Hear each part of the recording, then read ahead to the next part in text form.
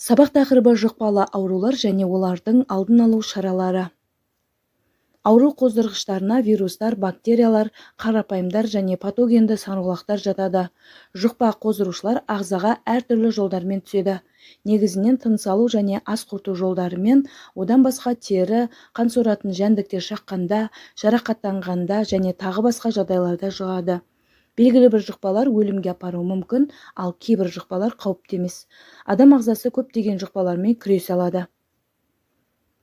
Амеба дизентериясының қоздырушысы қарапайым бір жасушалы дизентерия амебасы болып табылады. Оның қоздырушысы тоқ ішекті зақымдайды. Дизентерия амебасының цистасы ішекте белсенді күйге өтіп, пайдалы бактерияларды ішек эпителийінің жасушаларын және капиллярға еніп, қан жасушаларымен қоректенуі мүмкін. Бұл аурудың негізгі белгілері тоқтамай іштің өтуі, жүрек айну, бас айналу, құсу, дене температурасының көтерілуі. Бұл аурудың жұғу жолдары лас суды қолданғанда қолды жумай тамақтану, көкөніс және жеміс-жидектерді жумай жеу. Алдын алу шаралары: жеке бас гигиенасы, көкөністер мен жеміс-жидектерді жуып жеу, тамақ жеу алдында және тамақтан кейін қолды жуу, қайнаған су ішу. Тырысқақ ауруының қоздырушылары: тырысқақ вибрионы, оның пішіні үтірге ұқсайды. Тырысқақ вибрионы аш ішекті зақымдайтын бактериялар. Олар сулы ортада ұзақ уақыт тіршілік етеді. Жұғу жолы және белгілері дизентерия сияқты. Тырысқақ ауруын залалсыздандыру: хлорлы әк және қышқыл ерітінділері тез залалсыздандырады.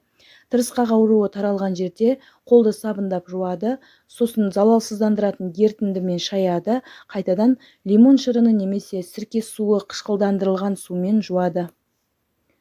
Күл қоздырушысы таяқша тәрізді бактериялар. Күл бацилласы көбінесе жұтқыншақты, теріні, мұрын, тыныс жолдары, көз, тіпті жыныс мүшелерін де зақымдауы мүмкін.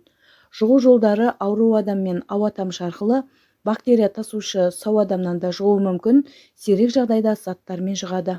Алдын алу шаралары: алдын ала екпелер жасау, айналаңда ауру адам болса жақын қатынастан аулақ болу, жеке бас гигиенасы және санитарлық режимді сақтау. Лейшманиоз қоздырушы: лейшмания деп аталатын талшық тәрізді қарапайымдар. Белгілері: теріде ірі жаралардың пайда болуы. Жұғу жолдары: жәндіктердің шағуы.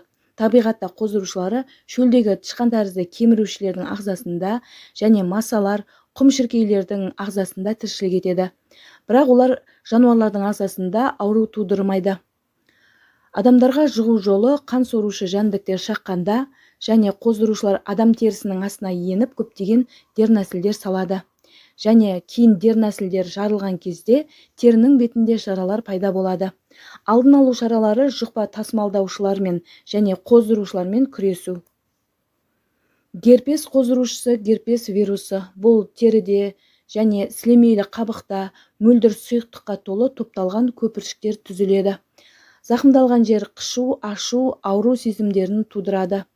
Герпес вирусының алуан түрлері дененің әртүрлі жерінде зақым келтіреді. Ең көп таралған түрі жай герпес ерінге шығады. Жер шарында халықтың 90% осы вирусты тасымалдаушы. Бірақ ауру суық тиген кезде, күн өткенде немесе басқа қолайсыз жағдайда пайда болады. Жұғу жолдары: ауа тамшы арқылы, ауру адаммен араласқанда, сирек жағдайда заттар арқылы.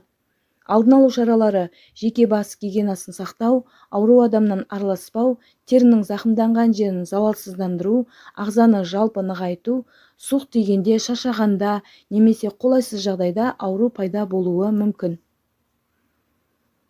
Фитофториз өсімдік ауруы. Өсімдіктерде вирустар, паразитті бактериялар және саңырауқұлақтар көп зиян келтіреді.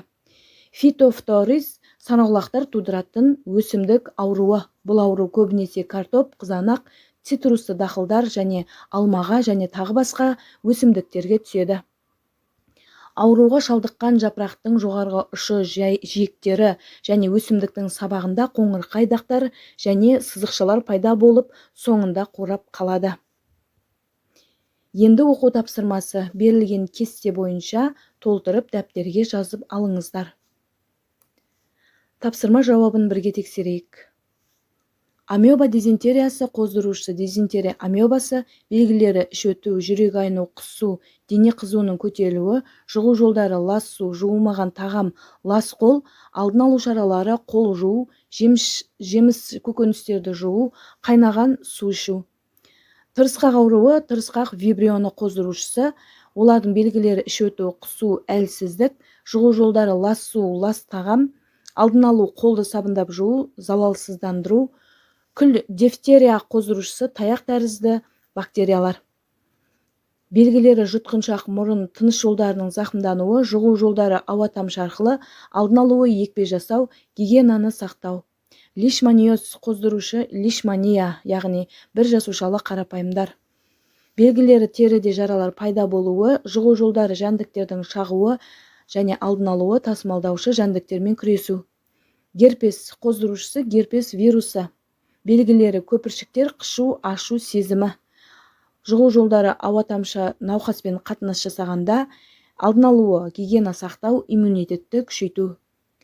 Фитофтороз ол қоздырушысы саңырауқұлақ, белгілері жапырақта қоңырдақтар және қурауы, жұғу жолдары өсімдікке жұғады, алдын алу, ауру өсімдіктерді жою, күтім жасау. Сіздермен болған мен Рауа Болатбекқызы, келесі кездескенше.